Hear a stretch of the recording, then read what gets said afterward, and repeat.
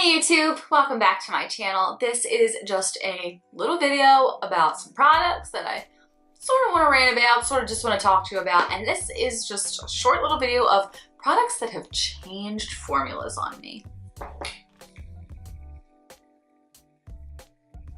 Guys, I love Anastasia eyeshadows.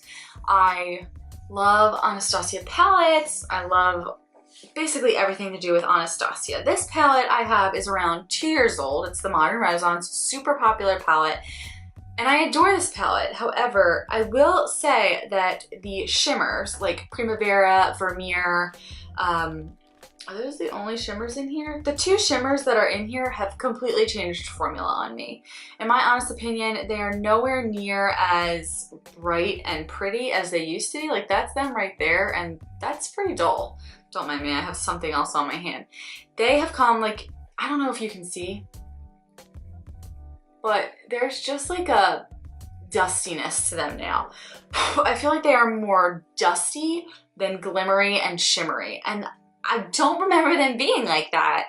And I have had eyeshadow palettes for, God, I hate admitting this and it's kind of embarrassing, well over 2 years. 6 to 10, and their formulas are still as good as the day I bought them. So granted, I think this does say that when on it that it has a 6-month shelf life, which to me is ridiculous to give a 6-month shelf life to a powder.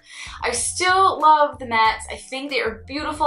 I think they are so blendable, but these two shimmers, and I know I used to love them, but I feel like I can't even use them on my lids anymore because they just are dust, and when you blend, they blend away. There's just nothing striking or shimmery about them at all, which really stinks because this is not a cheap palette. It's a super popular holy grail product for a lot of people, and I feel like not many people are talking about how the only two shades that are pretty and shimmery in this palette completely changed formula over the course of a year or two, which I really hope doesn't happen to my other Anastasia palettes because I love the shimmers in there. The Sultry palette has the prettiest metallics, so if that formula changes, I'll be really bummed. This one's kind of talked about a lot, but it's the Colourpop Ultra Matte Lips. Now, just take a look at these. This started happening, you can see it's like all different colors in there. This started happening only a couple of weeks once I had this product. It still applies to me the same. It's a little more goopy, but I'm always like trying to, the oil separates from it. And that's a pretty common thing in lip glosses. I didn't know it was super common in matte lips. I'm not the biggest fan of the Colourpop matte lipstick formula, but I just don't think that it should separate that fast. I know I've had these for quite some time now, but this was happening, the separation, the oil separation, a little bit of chunkiness was starting to happen a couple weeks after I had purchased these products. Now, I don't know if it's the way I'm storing them. I am storing them sitting down like this. So if maybe storing them upwards is better, I'm not sure, but I sideways store these and they separate on me so quickly. And like I said, the formula is a little different, but I'm not even a fan of the formula to begin with. So it's not that big of a deal, but I don't want to be buying a lip product that I'm going to have to use up in 6 weeks because, spoiler alert, I'm not using up a product in 6 weeks. The next product I want to talk about is from Wet n Wild. Now, Wet n Wild is basically my end-all be-all drugstore brand. It's one of the only brands to me that has stayed true to drugstore prices as well as has released exciting things while maintaining their drugstore price. L'Oreal, Maybelline, Revlon, they have all gone to the $12 to $20 range when it comes to most of their products. Wet n Wild is still keeping it real with like 8 and below. And I remember when 8 was considered a really expensive Wet n Wild product, but for the quality and inflation, I can understand that. They have these sugar lip scrubs that are super sweet and delicious, but I will say, if you can take a look in here, they're very dry now. I haven't had this for too long. I want to say about 8 months.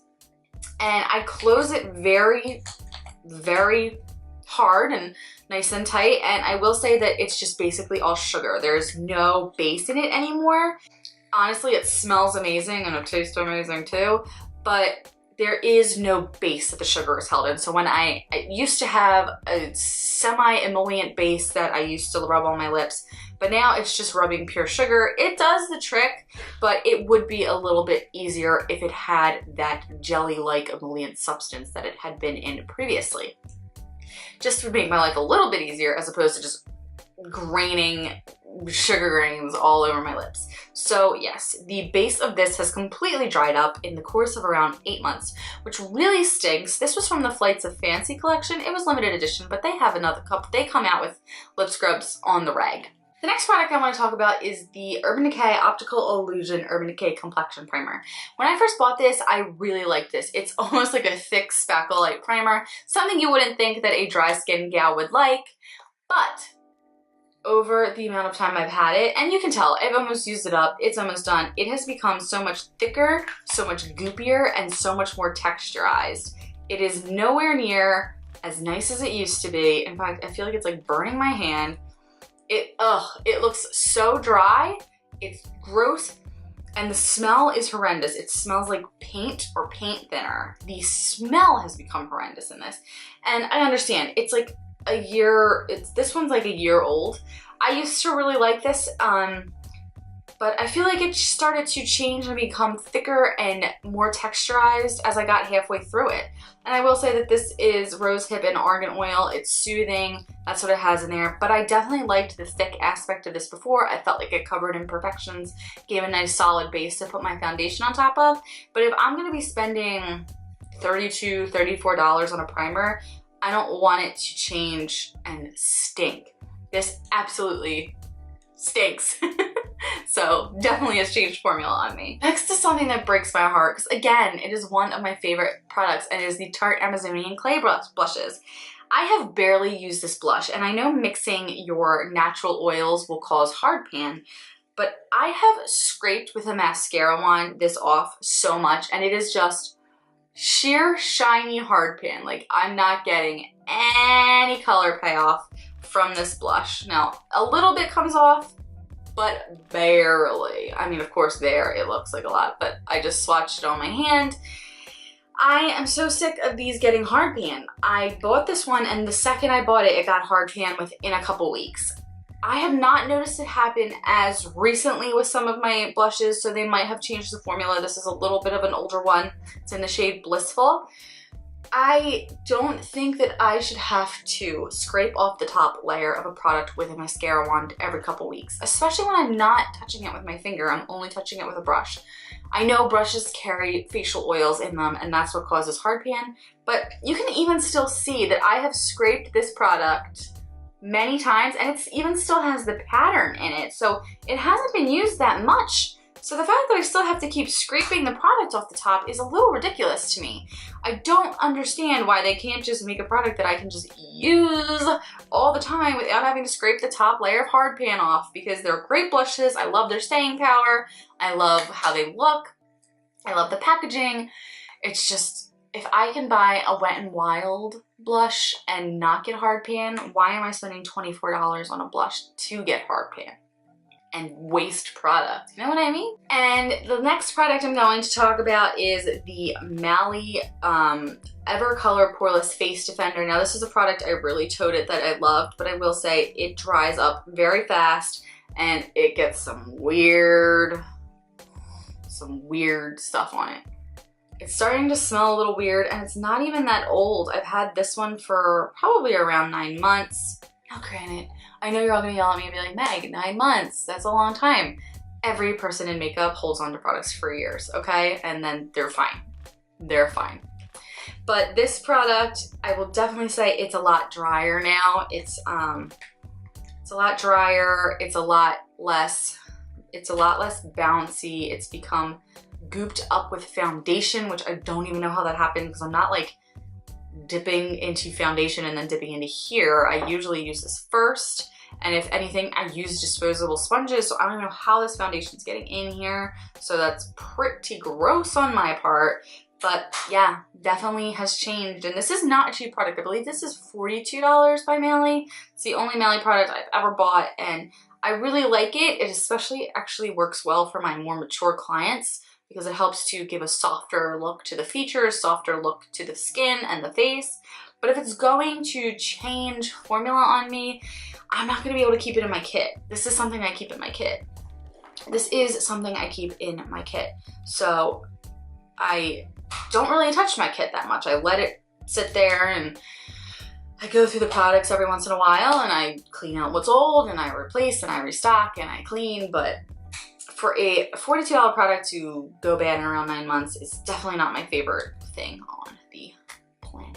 So guys, I know this was like a little bit of a different video, but I just wanted to talk about some products that I think prematurely or over time change formulas pretty dramatically. There are always going to be a little bit of changes to, in my opinion, to certain products. None that I really ever notice, but if I dramatically notice, and I know things are gonna go bad after a couple of years, but if an eyeshadow or any powder product goes bad to me in a year or two, I think that that's kind of a ripoff. Face products, I kind of get it. Mascaras, I never really notice formula changes because that's the point. When you are using a formula, you know you need, when you're using a mascara formula, you are using it and more so it dries out, and sometimes you use them more to the point that you like their improved formula while you've used them a little bit and they've dried out, the formula actually improves. Maybe I'll do a video on mascara formulas that improve over time, but so far these are a couple of the products that have dramatically and pretty quickly changed formula on me. Guys, I hope this was a helpful and fun little video for you. I hope you have a wonderful evening. I don't think this video is going to go up tonight. I'm filming this, but it's supposed to snow really hardcore here tomorrow. And I still have work. My boyfriend's work is already off, and so is everybody else's. For some reason, my bosses have decided to make me miserable and make me go to work. But I'm hoping to get done a little bit early tomorrow, drive home through the treacherous storm, and maybe film or maybe edit this. But if you get a snow day in February, congratulations, you're not me. And other than that, guys, have a fantastic evening. Bye.